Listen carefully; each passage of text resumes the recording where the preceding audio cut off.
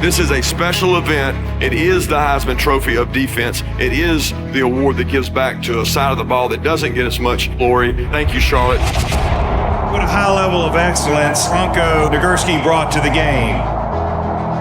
He's an inspiration to anyone who loves the game of football. My football story is not about playing for the Carolina Panthers. My football story is from the time I was 5 years old. All I ever wanted to do was play for Wayne Hills High School in northern New Jersey. I was a part of something, and the purpose of what we were working for was greater than any one of us. We come out every day to compete, and the only way we can get better is be, compete against each other hard. It's important to note that sometimes the signs that we ask for are right there in front of us. Win or lose, there was always a message in there. It's about what we do with the adversity we face. You can have a dream, but you better be prepared for that opportunity. I want to thank you all once again for the millions of dollars that you have contributed. And I know while the focus of the Charlotte Touchdown Club might be football, the money that you provide enables multiple sports to benefit.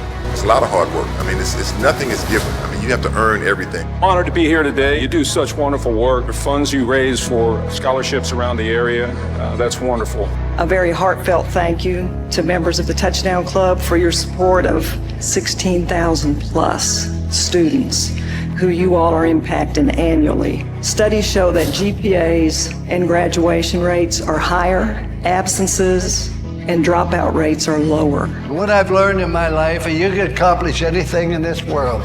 If you want to do something bad enough, you'll find a way.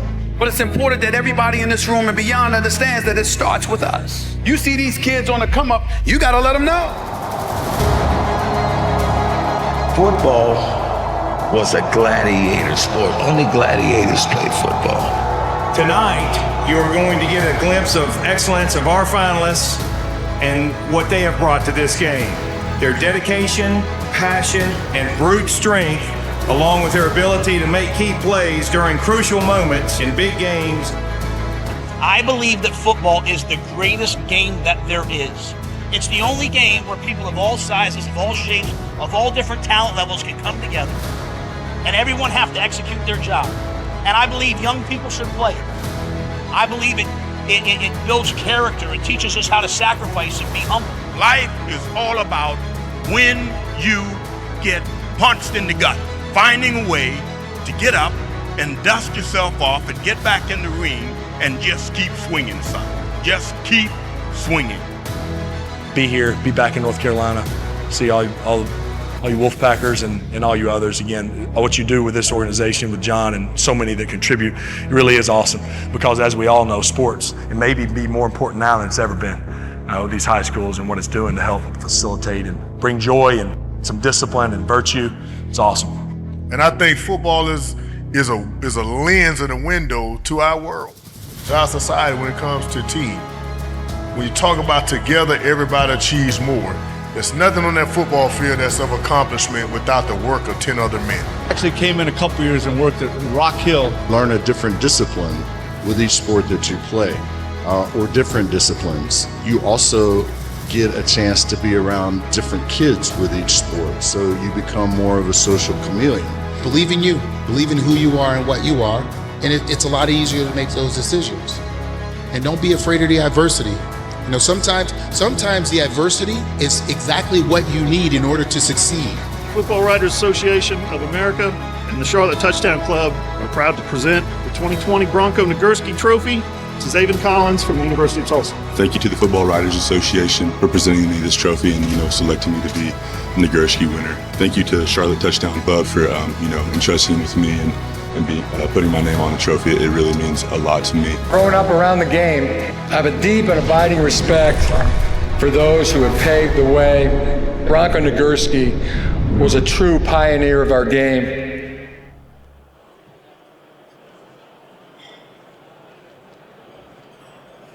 All right, we're going to get going if you want to find your seats.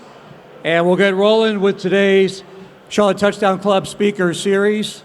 Appreciate y'all being here today. How's everyone doing here today, Charlotte Touchdown Club? We doing well? Yes? My name is Jim Zoki.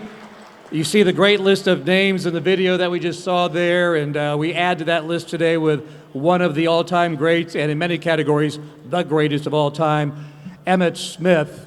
And of course, this is Panthers territory, but from time to time, fans of other teams make their way into our stadium. Are there any Dallas Cowboy fans here today? How about them Cowboys? I'm not going to say that again. Any Emmitt Smith fans here today? Yes. Pleased to have him here. This is one of the most anticipated ones we've had. We thank our sponsors for being part of it as always, and that includes Pinnacle Financial Partners, our series presenting sponsor, and today's Luncheon sponsor, which is Global Contact Services. Our media partners, of course, where I also have one of my many jobs at Radio 1, News Talk 1110 WBT, and WFNZ. Colin Hoggard out there doing a show and talking to Emmitt just a couple of minutes ago. But we're excited about having Emmitt here today. We'll be talking a lot about his memories and being in the Pro Football Hall of Fame, his rushing records and all that. And right now, my pleasure to introduce the Charlotte Touchdown Club Vice President for a few words to thank everyone for being here today, Mr. Rodney Broadnax. Roddy.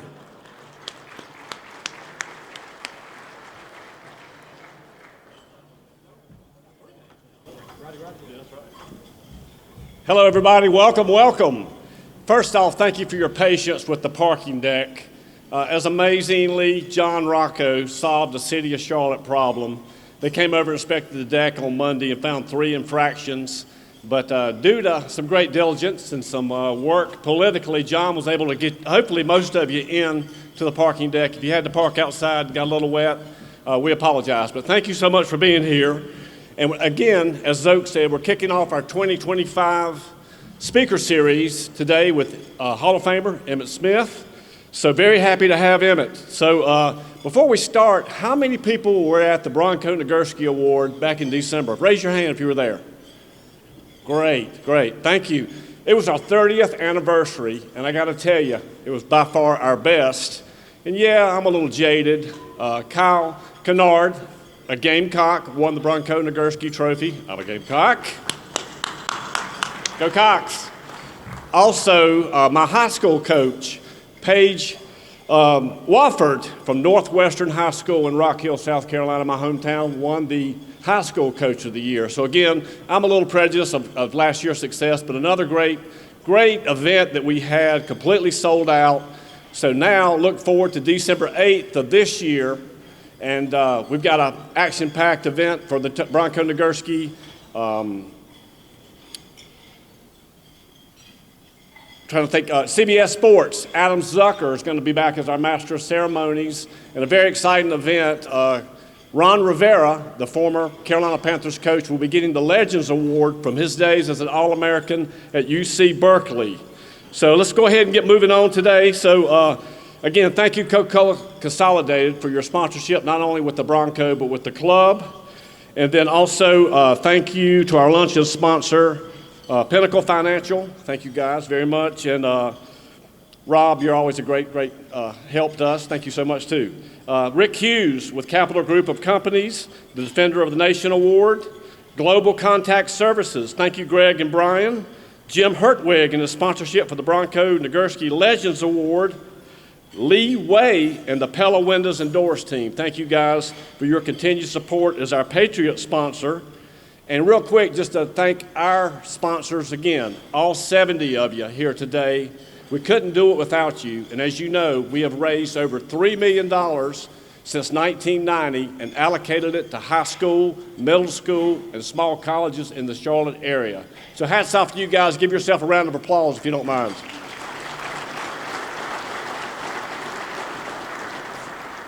And also for 2025, we're excited to kick off some new corporate sponsor programs. We've had a lot of feedback from smaller companies, mid-sized companies who would love to be involved in our club. So if I have any board members, past or present, please stand. So to find out more information about our new corporate sponsorship, visit our website with John Rocco, find me, Roddy Broadnax, on social media, or any of our board members. We'd love to talk to you more about that. So again, thank you for your support and for being here today. And Zoke, back to you, sir. Thank you, Roddy. Super Roddy. All right.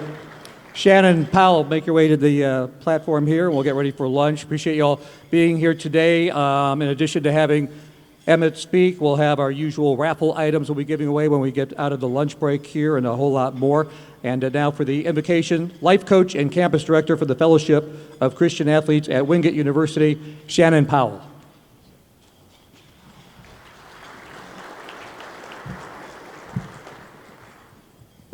Would you pray together with me this morning? Dear God, great is your faithfulness. Your scriptures tell us that your mercies are new every morning. Lord, we need your mercy, especially as we face the challenges that come with each new day in our homes, in our work, and in our pursuits of happiness. Lord, we need your mercy, especially for our friends and loved ones in Western North Carolina who are still recovering from the hurricane last fall. We ask that you'd bring comfort to their hearts. Oh Lord, we need your mercy, especially for our protectors of peace. Please shield those who willfully fight for our freedoms, both domestically and abroad. Lord God, we ask that you'd bless those families of the fallen heroes and bring them comfort. Lord, we need your mercy, especially as we express gratitude for this wonderful meal and the hands that have so graciously prepared it and served us. Lord, we need your mercy, especially for each and every sponsor that supports this great cause and for all in attendance today. Lord, we need your mercy, especially for our featured speaker, Emmitt Smith, as he brings us a message of both inspiration and encouragement. Father God, I make this simple request on behalf of every man, woman, and child present today. Lord, would you teach us to trust so that as your word says in Psalm 33:4, that the word of the Lord holds true and that we can trust everything that you do. We ask these things in the name of the only one who lived and died to make us truly free, in Christ Jesus alone. Amen.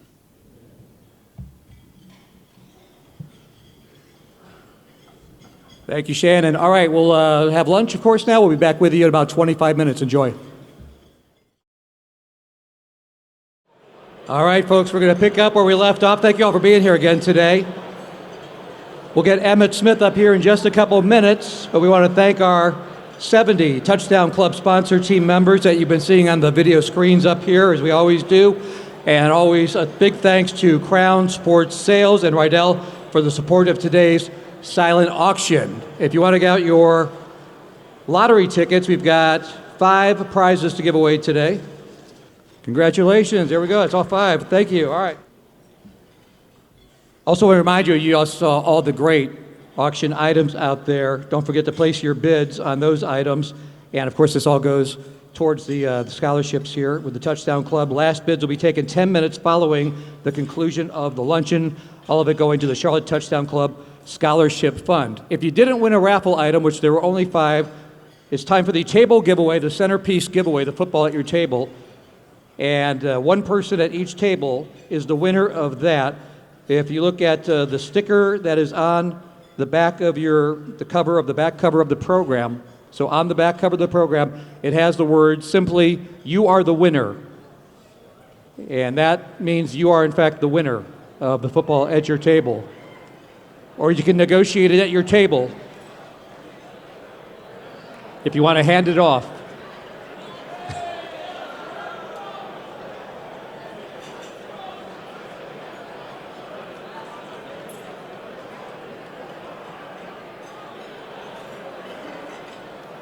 All right, so at least more people have won now. That's good. That's good news. Folks, we want to also, before we get to Emmitt Smith, we want to recognize the folks that are here today, the high school and middle school coaches, athletic directors and administrators we have here today. A lot of great NFL alumni here today as well. And please help me as we welcome our first responders, our current and former U.S. military heroes in attendance here today, especially those active duty, retired Special Forces, Green Berets from Fort Bragg, North Carolina. If you would all please stand and thank you for our first responders and all that serve our country. We appreciate you so much. Thank you.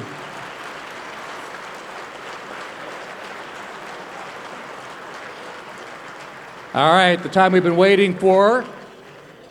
We'll have a short video to bring him onto the stage, but I'll tell you the NFL's, of course, all-time rushing leader. He has the most rushing touchdowns in NFL history, 15 NFL seasons, 8 times a Pro Bowl selection, 13 years with the Dallas Cowboys, 2 years with the Arizona Cardinals, 3-time Super Bowl champion, Super Bowl MVP, 1993 League MVP, and a first ballot Hall of Famer. Let's look back at some of the great career of the one and only Emmitt Smith on the screens. 2 wide receivers. Emmitt Smith gets outside, 30-35. Finally at about the 37-yard line, first down. Emmitt Smith again. 45 breaks outside, he may go all the way. Jogs in, the final 10 yards. Emmitt Smith touchdown. Double tight end. Emmitt Smith. Nowhere to go now. He comes to the other side. He's got all sorts of room. Smith could go all the way. He's down at the 3-yard line. Gets back Emmitt Smith. Emmitt Smith could go all the way. Touchdown, Florida. Across the 5 to the 10, stays on his feet to the 15, breaks into the open to the 20, the 30, the 40, the 50. It's a foot race. Emmitt Smith, one man might be in no. Emmitt Smith all the way. Ooh, he's 6-yard for a touchdown. Emmitt Smith knows how to hit the sweet spot. Not big, not fast. He simply waggles a shoulder, wiggles a hip, and once he's gone, very few catch him. The heart and soul of the Florida team. When he runs for more than 100 yards, the Gators win. He has consecutive 200-yard games and currently holds 53 different Florida game, season, and career records. He is Emmitt Smith, the natural. Handoff, Smith up the middle, breaks a tackle. Emmitt Smith breaking a beheading tackle. Touchdown, Powell for 170 yards and caught 10 balls for 62 and did most of it with one arm. Smith tackles the breaks away to the 10, to the 5. Touchdown, Emmitt Smith.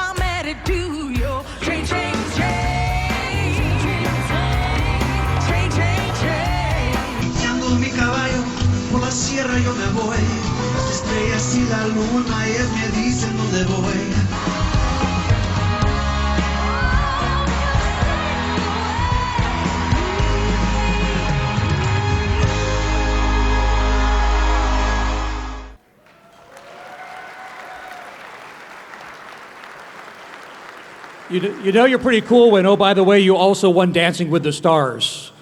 He was but you saw some of the early highlights up there, the second leading rusher in American high school football history, high school national player of the year in 1986, the great Florida Gator, college football Hall of Famer, NFL all-time rushing leader, Emmitt Smith.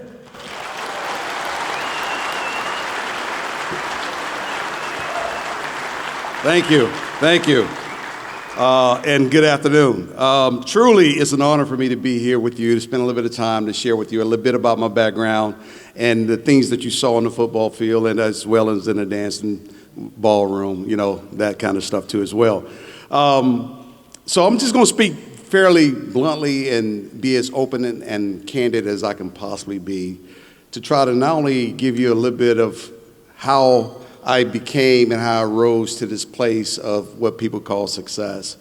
It's never an overnight situation. Like many of you in this room, we've all grew up in humble beginnings, and I am no different. And growing up in humble beginnings meant that I had to learn some of the fundamental things about life from my parents, and then I was incorporated through this, what I call this village of people that poured into my life to help shape me into the man that I would aspire to become, but also eventually had to go through the process of becoming, because success is not something that happens overnight. Many of you in this room, whether you own a business or whether you have a family, et cetera, it is constant work, and the road is never straight. It's always a winding road, slightly with an incline, or even have pitfalls along the way. And my life is no different. However, I would just say this. A lot of things began with this vision of what it is that I wanted to do and what it is that I was looking at onto the football field and what inspired me to do and chase this football dream. One of those things was one Sunday, sitting on the floor with my father, watching the Dallas Cowboys play the New Orleans Saints with his friends over and listening at the banter going back and forth amongst them and seeing the excitement that they were having about this game called football. And I'm like 6, 7 years old on the floor watching and listening to all these things. And I'm watching the Cowboys and Tony Dorsett and Roger Staubach, which would become my favorite football team, by the way. And I turned to my pops and I said, one of these days I want to become a professional athlete and I want to play professional football. My father looked at me with this look on his face. I didn't know if he wanted to laugh, if he wanted to cry. But he said, son, life is going to deal you some things that you have to learn how to overcome. That's a whole lot for a 6-year-old kid to take in his life. Because I'm living my life free, don't have to pay taxes, don't have to pay for food or clothes. They're taking care of everything that I need. So I began to play the game. And I put on a uniform for the very first time at the age of 8. Go on the football field, and my coach asked me what position I wanted to play. And I told him I wanted to be like Roger Staubach. I want to play quarterback. So I wore number 12. I take off running on the right side to throw a pass, and I take off running for a touchdown. Take off running on the left side to throw a pass, and I take off running for a touchdown. I did that the whole entire season. I don't think I threw not one pass. And then I was introduced to this word called change, which we all have to deal with the word change at some point in time in our lives. Whether we move to the point of retirement or move to the point of going from level to level to level to level. And every level requires something different. And so the word change is something that I think hit everybody about 4 years ago when COVID came around the entire globe. We all had to retreat. And change can be very scary because we don't know what's on the other side of change. But in my world of football, change is something that we have to deal with all the time. As players, as coaches, as opposing teams approach us, we come in with a game plan and all of a sudden we see something that we didn't practice for. So we have to make adjustments. And life is the same way. As I see it now, as I'm 56 years of age now, I can see life, everybody having this plan of life, and then when it don't go the way it's supposed to go, we run into issues in terms of making adjustments. Well, football has taught us to make a ton of adjustments. And so as COVID made us all retreat, we all had to adjust.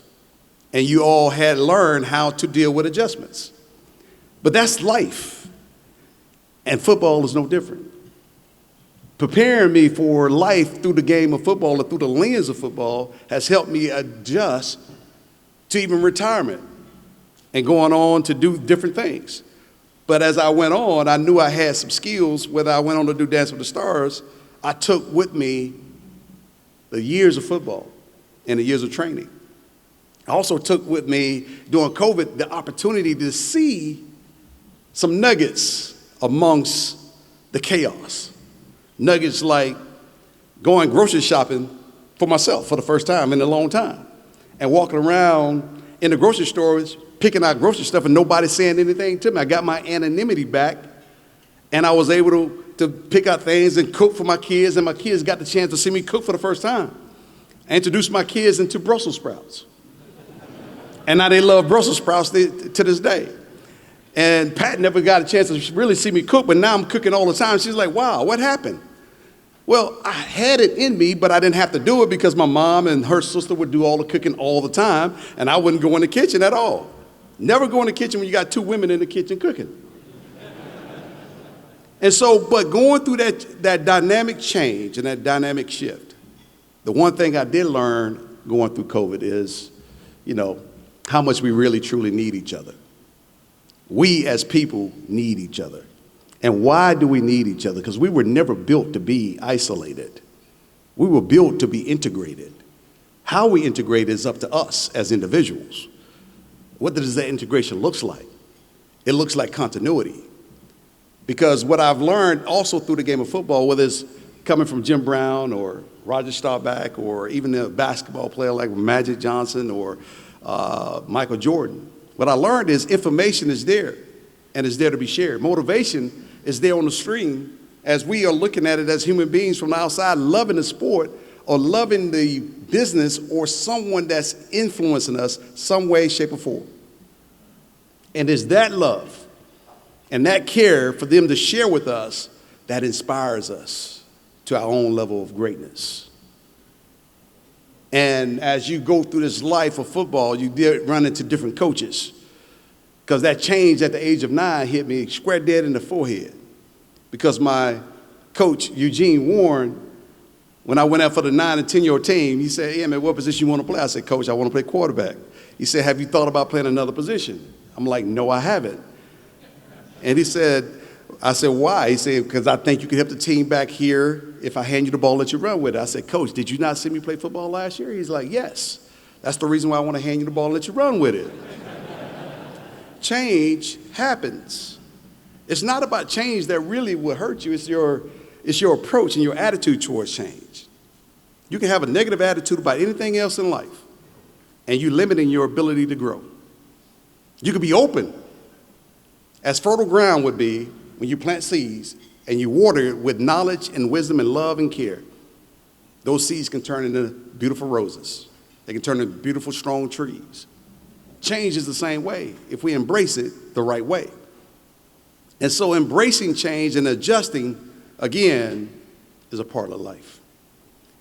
And Eugene Warren is part of that village of coaches that helped me understand that even this different position called running back could also serve me in the long run. He saw things in me that I did not see in myself. And if I was so stuck on just staying the quarterback, I'm only 5'9.5" and can't throw the ball from here to that corner, I would have never made it to the University of Florida. So being able to be nimble, but yet disciplined, focused, and staying committed to the mission is what's required of each and every person in this room. It doesn't matter who you are. No one is exempt from challenges. This I do know for a fact. As my mother used to say, "Son, keep living. You're going to see things that you've never thought you would see, and you're going to experience things that you never thought you would experience. Some good and some bad." And she's absolutely correct. And so run into a guy like a Dwight Thomas, who also was my high school coach, as you saw a lot of the high school footage that you saw on the tape. He was one of the very first persons to introduce goal setting to me and some of my teammates. Matter of fact, I had a drink or two last night with one of my high school teammates who lives right outside of Charlotte. And Dwight used to say, "It's only a dream until you write it down and then it becomes a goal." Well, I did all my goal setting because my high school was pretty sorry before we got there. And when we was there, he wanted us to have a vision in terms of what it is that we wanted to achieve in the 3 to 4 years that we was at Escambia High School. Well, one thing we did not want to do was lose as many games as the previous 3 or 4 years teams did before my freshman year. He also would not allow freshmen to start on varsity, but I had an advocate by the name of Jimmy Nichols who supported me because he recognized the things that we were doing in the community with Pop Warner football. But Dwight didn't really understand all the talent that he actually had. So my advocate spoke up on my behalf. I said, "Dwight, give me the kid for 2 weeks. Then you make a decision." Dwight said, "Okay." So my very first day of practice on varsity, they handed me the football 3 straight times. And guess what? I fumbled the ball 3 straight times. And Jimmy got up in my face, Jimmy Nichols got up in my face and shook my face mask. This is back before they had HR in every locker room you can possibly imagine. And he said some things to me that some parents might run up to the school and try to fight him today, but back in the day, my mom and dad was like, he told you the right thing. He said, son, you will never amount to anything if you continue to fumble this football. If I can't trust you with the football, there isn't a coach on the planet that can trust you with the football, and you won't see the field.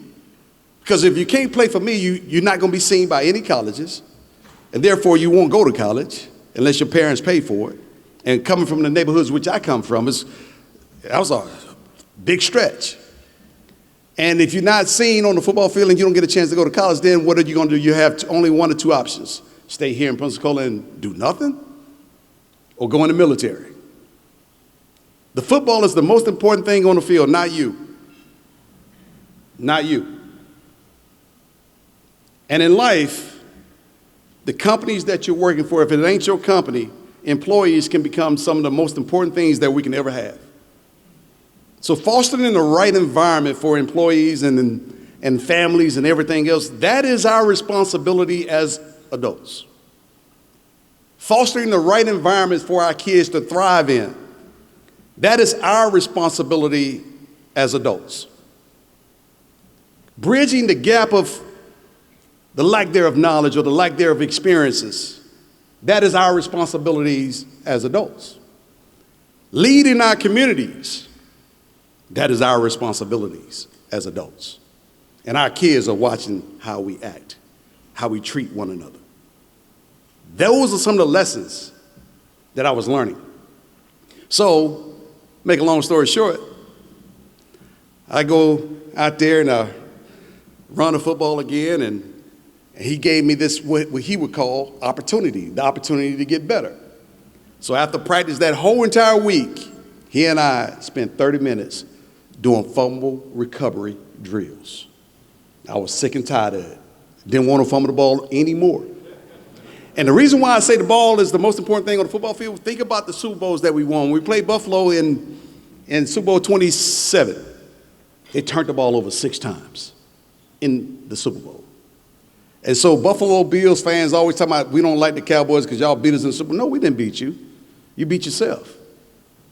Mistakes are very costly, whether it's in life, business, or even in sports. Very costly. So also I learned a very valuable lesson from Dwight, which was pretty awesome. You know, for 6 weeks, we were having success. We had lost probably 1 or 2 games my freshman year, and by the 7th game, you know, we was playing a crosstown rivalry team, and I didn't do much of that game. All I did was, you know, got 8 carries, scored 2 touchdowns, rushed for 245 yards, all in the first half. Didn't even play the second half. So afterwards, Dwight comes up to me in the locker room and said, listen, the press want to talk to you, because he kept me from the press for almost 6 weeks. So I go into the locker room, he comes get me, we walk out. He said, the press going to ask questions, just answer the questions. I said, okay, coach, I'll answer the questions. He said, they're pretty simple. Just give them the best answer. Now, mind you, I had no media training whatsoever. My parents never told me about talking to the press. I didn't know anything about talking to the press. It's the first experience. Life start to deal you with these experiences. So the press have the tendency to make and ask these questions, making you feel like you did everything by yourself. Well, Emmitt, you rushed for 245 yards on 8 carries and scored 2 touchdowns. How was you able to do it? Well, I took the handoff from John Breed on the right side, cut up inside, made the linebacker miss, spent off the linebacker, got to the safety, ran through him, and boom, I was off to the races. It pitches to the left, boom, boom, cut up inside the wide receiver block, off to the races. It was a bunch of I things. So afterward, Dwight put his arms around me, and we walked back into the locker room. And he said, listen, son, every chance you get, you share that spotlight with those 5 guys up front. You didn't block for yourself, you didn't hand the ball to yourself, and you definitely didn't throw the ball to yourself. I said, okay, coach, I got it. Life lesson. So fast forward, Monday rolls around, we get ready to go to practice. And we always line up on the poles. And Dwight walks down the middle, and he parts like the Red Sea. He comes up, blows the whistle. I want 9 on 7, 9 defensive players versus 7 offensive players. All right, I'm tightening up my chin strap. I know it's about to go down. They say, hut. I get the ball, run to the line of scrimmage, and my whole offensive line lay down and the defense clobber me like this. I got up saying, Coach, I got it, I got it, I got it. A lesson in humility. No man or woman or company becomes successful by themselves. You hear a whole lot of people talking, I'm self-made. No, you're never self-made. Somebody opened the door for you to do something that you're very good at. See, talent can lead you to passion. If you got talent at whatever it is that you're doing and you can own that talent, you become very passionate about what you're doing because you're providing for your family, for your friends, or your brothers and siblings, your moms and dads. You're doing the things that you want to do because of that talent. I became a great football player because of the talent that I was blessed with. But I also became a better football player because of the people that poured into me and helped shape me and reminded me of the things that were more important. It's not about me. It's about that team. Even in Dancing with the Stars, it wasn't about me. It's about Cheryl and I having chemistry. And the best way I could get chemistry was to learn the dances faster. And we devised a plan to do such. Now, you may not understand the plan, and it's a long story. I don't really want to talk about the plan, but when you get beat by Jerry Springer, you devise a damn plan so you don't get beat by Jerry Springer ever again. That's what happens. But a beautiful thing also when you have the opportunity to sit back, because we work our behinds off to get to where we are. Many of us in here are working tireless hours to become successful. Take the time to reflect. Take the time to understand your plight. Take the time to appreciate the journey. I was running so fast and so hard that I never took the time to reflect and understand and appreciate the journey that I began on. The NFL Hall of Fame in 2010 gave me the opportunity to pause and reflect. As hard as you all are working, take some time to go back and reflect on the journey that you've been on. And I can promise you, if you really delve deep, you're going to see the hands of many people who have poured into you. You don't know it until you sit back. And Hall of Fame gave me a chance because I had 6 months to write my speech. I had 6 months. And when I sat down with my speechwriter and we just talking and I'm telling stories and everything else, and I noticed something. I noticed people that I haven't thought about, or even some of them I haven't talked to in a long time. Some of them are no longer with me. People like Steve Vick, who was my very first coach at the age of 8. People like Eugene Warren, who changed me from the quarterback position to the running back position. People like Charlie Egger, who inspired me to read and taught me how to read blueprints and floor plans at the age of 11. And now he's in that knowledge, and that inspiration has led me to own one of my construction companies, and he had his own construction company at the time. People like Dwight Thomas, who talked about goal setting and everything else. People like Jimmy Nichols, who shook my face mask and told me that the football is the most important thing on the field. And then there's this guy by the name of Jimmy Johnson, who also impacted my world. And this is how he impacted it. One day, one Friday, Thursday, we having our 2-minute drill. 2-minute drills on Thursday. And Jimmy is the referee. He is the answer to everything, whether or not you got it or you didn't get it. If you got the first down, it was his call. So we're doing a 2-minute drill, and this is my rookie year. And I catch this pass, I get to first down. He said, no first down, no first down. Ball on left hash, ball on left hash. I'm like, Coach, I got the first down. No first down, no first down, ball on left hash. So he said, get in the huddle, get in the huddle. So I'm going into the huddle, then he calls timeout. He said, timeout. So I go up to him, I said, Coach, I got the first down. Get your butt back in the huddle. Embarrassed me in front of all my teammates. I was mad at him. I didn't speak to him for 2 days. I walked right past him in the hallway, wouldn't say nothing. On Saturday, I walked past him that one time. He said, oh, you're not going to speak? I said, well, Coach, I'm a little upset at you right now. He said, so what's up? He said, I said, why you embarrass me in front of my teammates like that? He said, E, that wasn't about you. He said, I wanted everybody on the football field to know that if I can get on my best players, some of them don't stand a chance. But that wasn't even about you. He said, I was mad at the offensive coordinator. I was mad because he wasn't getting the play in a timely fashion. And I needed it, and I want to preserve our timeouts. See, oftentimes when people get on us, we think it's about us. It's the message behind it that we really need to take the time to think about, because that message runs deep.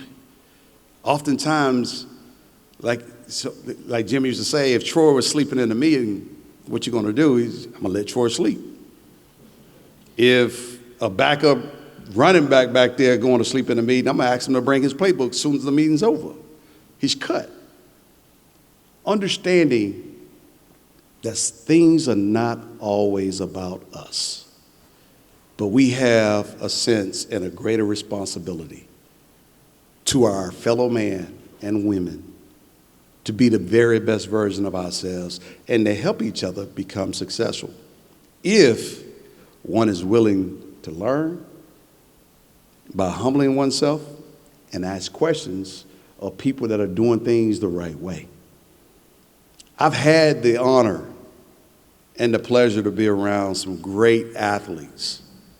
I've had the pleasure of watching Michael Irvin be not only work and be one of the hardest workers I've ever seen, and a very competitive guy.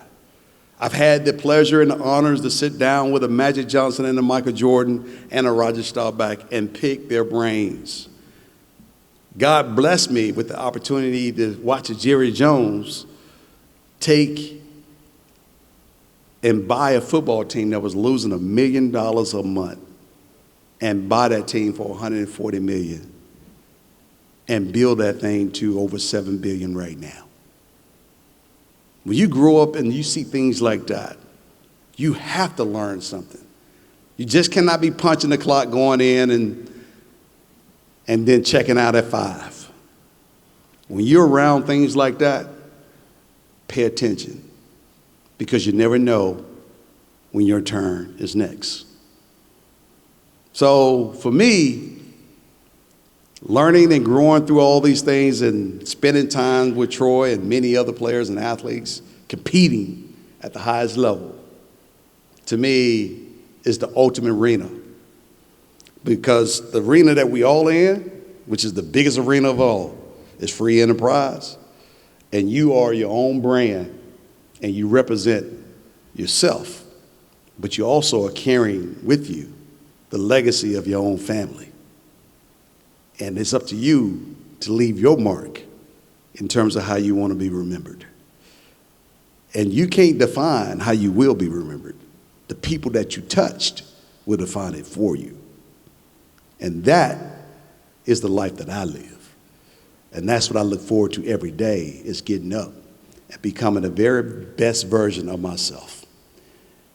And that requires evaluation of self, evaluation of all situations, and being honest with myself and understanding my strengths and my weaknesses. I'm gonna leave you with a quote before we start answering questions from a legendary coach, Paul Bear Bryant. He says, if you believe in yourself and have dedication and pride, you will be a winner. The price of victory is high, but so are the rewards. So that's it for me. I'll open it up for questions. and we can have a candid chat.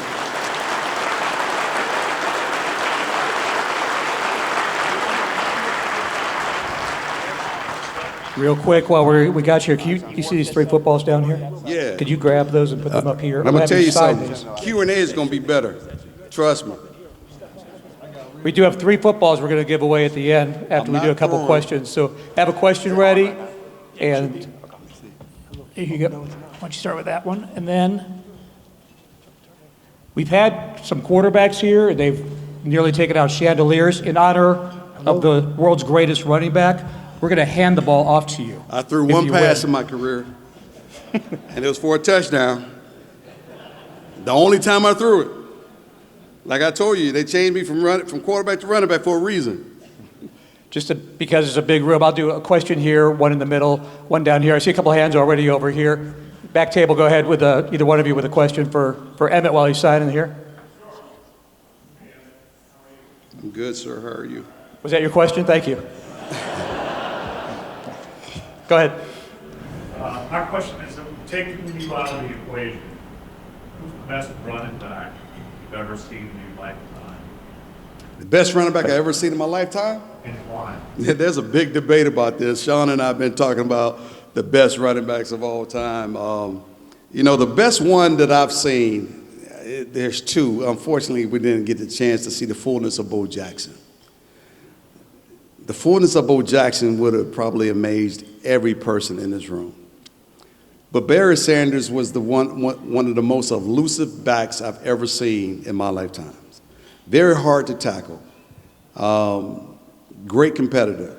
And I loved going up against him because he brought out the best in me, and hopefully I brought out the best in him. I was sitting on the sideline, I'm watching the Jumbotron, and I'm watching Barry do his thing. It motivated me to go out there and do my thing as well because he was one of the best to do it. That's what you wanted to hear? You must be a Detroit fan. He was pretty good. Anybody here in the middle section got a question for Emmitt? Yes, here in the orange. Talk about change. What would be your description between going from Julie Johnson to where he's supposed to be?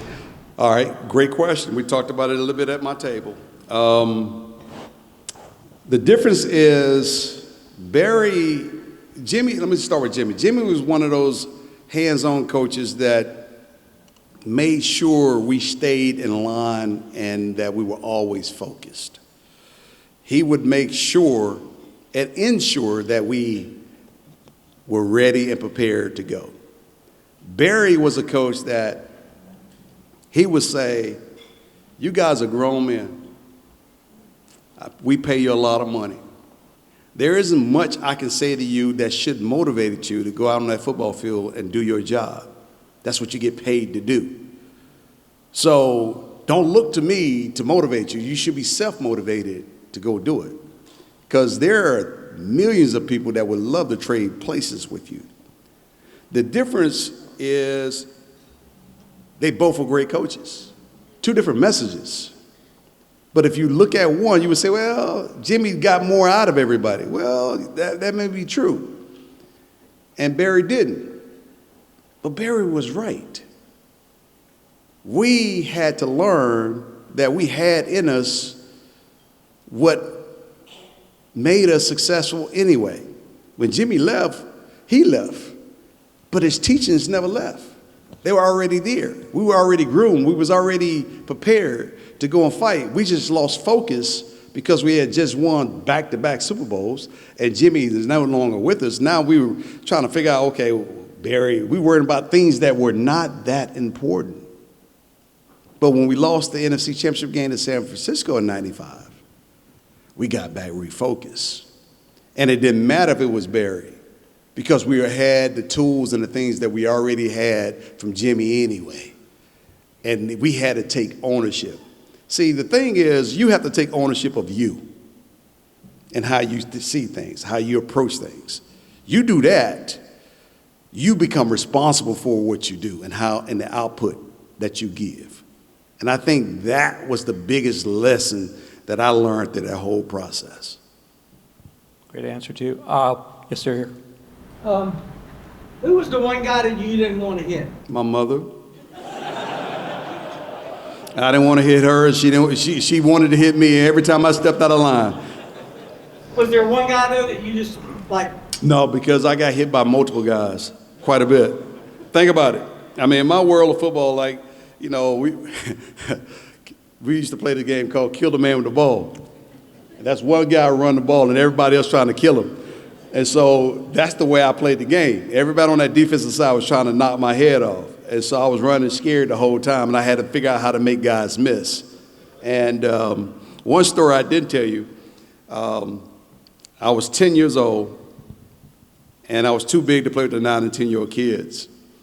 And so one day at practice, I'm playing with the 9 and 10-year-old kids, and I'm bruising them. I broke a kid's finger, I bruised a tailbone, knocked the wind out of a kid.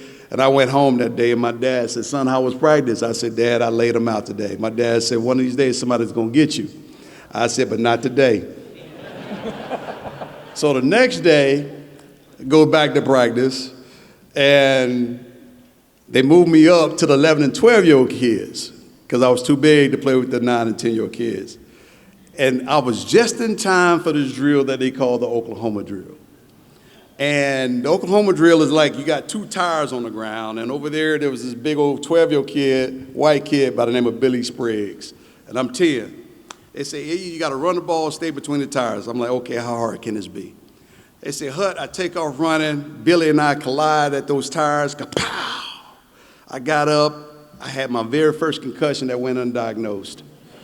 I'm staggering around. They patting on my helmet. I'm getting an instant headache. They're like, "Do it again." I'm over here like, "Nah, coach, I don't want to do it no more. I don't want to do it no more." Got back up there. Billy's over there smiling, tear running out of my eyes, my bottom lip quivering. They say, "Hut," I take off running. Billy comes at me. I sidestep him. He falls on the ground. I take off running for a touchdown. And I learned a very valuable lesson at that time: avoid contact at all costs. And I've been avoiding contact ever since. So you learn what to do, when to do it, and how to do it. So you make adjustments. But that was one of the hardest hits I've had. That was a hit that made me think about not playing the game. You would love being a journalism major. We seldom get hit. Doesn't happen very often. All right, we've got 3 footballs to give away. We're going to do some trivia questions here. Do you have any trivia in your mind? You want me to do it? You do it. I got some stuff. We'll pick, again, one from each section. It's really not a great way of doing it. So don't shout out the answer if you already know it, but we'll start here, work our way around 3 sections with the first trivia question. Who would like to answer a trivia question for the opportunity to win a football? If you want to win, all right. Blue shirt back there, I think, is what I'm seeing, straight ahead. Yes, you. Good. You ready? So, as we know, Emmitt is the NFL's all-time leading rusher. Stand up so we can see him. Do you know, and if he doesn't get it, we'll pass it around that section, who is the second all-time leading rusher in the NFL? Wow. Wow. If you get it right, you're going to feel so sweet. Oh, that's a lie. What did he say? I heard Barry Sanders. That's a lie. Not Barry Sanders. Walter Payton, right up there. Say Walter Payton. All right. Handoff. We don't do passing today. I'm not throwing, bro. All right. Didn't I tell you I threw one pass my whole entire career? I got a 100% completion ratio. All right, this is another one that relates to Emmitt Smith. A little bit more difficult, but we'll give clues if the first person doesn't get it. Who wants to answer in this section? Anybody? Right up here? Yes, ma'am. Table can help her. Emmitt has the most rushing touchdowns in NFL history. Who has the second most rushing touchdowns in NFL history? Oh, how many? Great answer, not the question. Table can help. Sean's here. You can phone friends here. Initials LT, played with the San Diego Chargers. Adanian Tomlinson, correct. Bonus points for knowing 164. I thought this one might be good if you're, who in this section's not a Dallas Cowboys fan? I want to talk to a non-Cowboys fan. Yes, sir, right here. Stand up. I'm just curious because I talked to some people at work and they didn't actually know the answer to this. Who is the current coach of the Dallas Cowboys? Ryan Schottenheimer. It is Ryan Schottenheimer. Not everybody knows that. That's right. It was Mike McCarthy the last 5 years. Congratulations. He doesn't even know. You got 3 more questions? We just gonna do it for fun because I don't have any more prizes.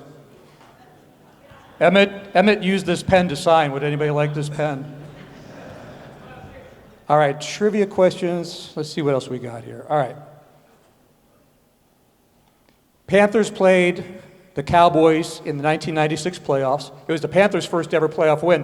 Now, this guy had some big games against the Panthers, but on that day, the Panthers obviously won. It was their first playoff win. Who was the Panthers quarterback in 1996 that beat Dallas? Kerry Collins, correct. He just wanted to do trivia. I have no prizes for you here. No, they can ask some questions. They can ask me some questions. You already, let's ask Emmitt some more questions. But do 2 more questions. Who's got a question for Emmitt? Yes, right there. In 1993, you played a legendary game in New York with Coach. Can you talk about how you managed the toughness to Great question. You know, I like to tell people, and I tell my kids this all the time, and as adults, we cannot forget our library of life. The library of life gives us points where we go back to places where we're in a situation right now that was very similar to what we went through at some point in time in our lives. What did we use to get out of it? What did we use to overcome it? For me, I used to play ball back at a ballpark across the street from my grandparents' house every Sunday called Magala Park. My cousins, the Beck brothers, they were all older. Jerome, Bubba, Morris, and Edward. And the younger brother, Tim and Jeffrey, my brothers Eric and I used to compete with them, the younger brothers. And so in the process of competing, when you're 6 and 7 years old and you fall down on the ground and you scrape up your arm, you see blood coming out. You know how kids are. They start crying and everything else. I'm bleeding, I'm about to die. My cousins used to say to me, if you can't play with pain, you cannot play the game. Fast forward. And we're playing the Giants, 1993 in New York. Got to win this game. Everything is at stake. Playoff implications, home field advantage, all of that stuff. Playing shoulder, take off running for about 50-something yards, hit the ground. My shoulder pops up, almost like dislocated, but I popped my collarbone, which attaches to the outside of the shoulder. So my shoulder blade was riding high. And so I had a grade 3 separation.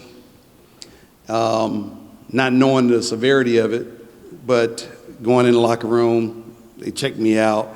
Kevin O'Neill looked at me and say, listen, I don't need to tell you how important this game is, but we need you in this game. And about this time, the rest of the team is coming in for halftime, and Jimmy walks back, and I can hear them over there in the corner talking, and Kevin sharing with them, well, he has a grade 3 separation, coach. I don't know what we're going to be able to get out of him, et cetera, but we think he can play. We're going to have to go out there and see what he can do. And so by this time, Norv Turner comes in, looks at me in the eyes, pat me on the shoulder. He said, listen, we need you in this game. If you can make it, we just need you to get back there so you can become a decoy. I'm like, okay. And then Michael comes in and says the same exact thing. And I'm like, okay. Then Kevin O'Neill's come back and said, listen, this is what we're going to do. We're going to take these knee pads, we're going to cut a hole in them, we're going to make them into a donut, we're going to strap it onto your shoulder to give you a little bit of room right there at that joint. I'm like, okay. He said, now, it could hurt. He said, now, do you need us to shoot it up? I'm like, no, don't shoot it up. I need to feel everything that I'm going to feel in case something go wrong. He said, okay.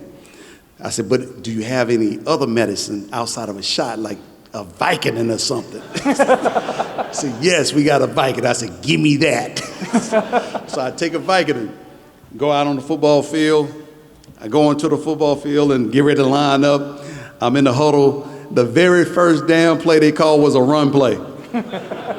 I look to the sideline, and they ain't looking at it. They say, you won't have to stay out there. So they hand me the ball. I take off running. I get hit on my shoulder. I feel everything. And I'm like, oh, boy. Then I started thinking about that kid.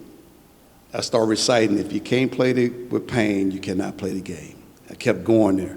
I started zoning out everything in the stadium. Couldn't hear noises. Only thing I could hear was Troy calling the plays and Michael leaning over to me, telling me, hang in there, bro, hang in there, bro. And I made it through it. But I made it through it because I kept repeating and reminding myself that I can do it, I can do it, I can do it. Self-encouragement is something that we all have to learn. Because there's going to come a point in time where you're going to find yourself in an isolated situation. And when you're there, there might not be anybody around to help build you up. And so you have to learn how to push through things by yourself. I told someone, we have to learn how to be uncomfortable with being uncomfortable. And that's what helped me get through that game. That's a great story.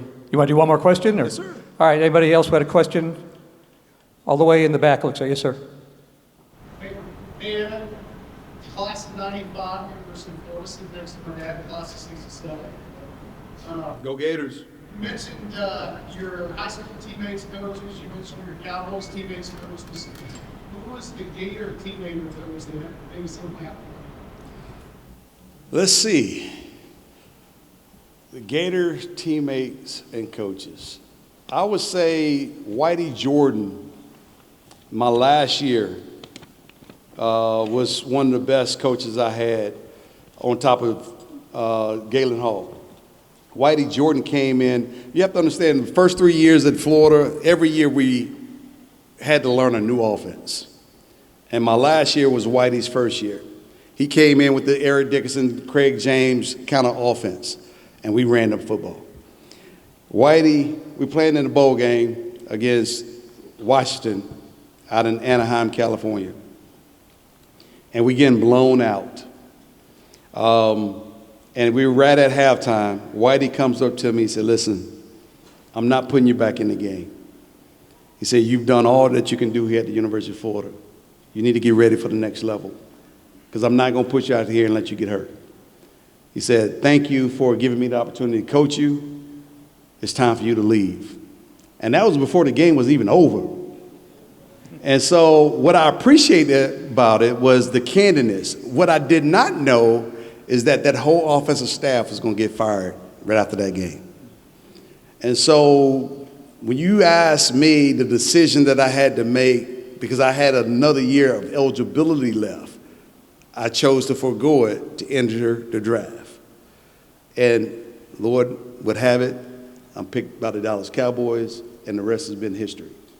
But I thank Whitey Jordan for being open and honest with me as a coach.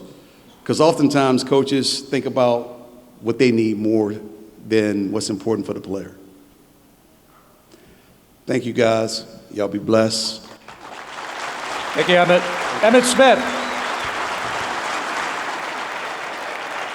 Thank you to Global Contact Services for being a part of this today. As always, Radio 1, all of our group here as well. July 15th, our next guest, Ray Lewis. Have a great rest of your week. Thank you.